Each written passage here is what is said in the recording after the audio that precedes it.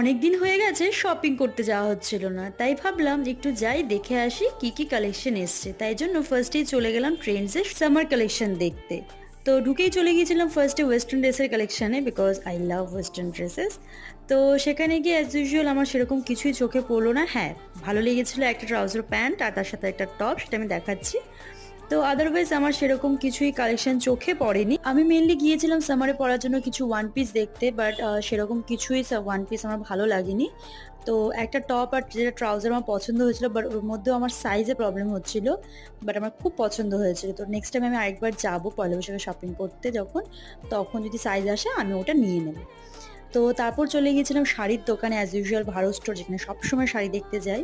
তো তখনও sell start হয়নি, তাই জন্য বলছিল আর দুদিন পরে আসছে, তখন আরও কিছু শাড়ির কালেকশন দেখাবে। তারপর বেরিয়ে মোমো খেয়ে নিলাম। এরকম মিনি ব্লগ আরও দেখতে হলে আমাকে অবশ্যই ফলো করুন।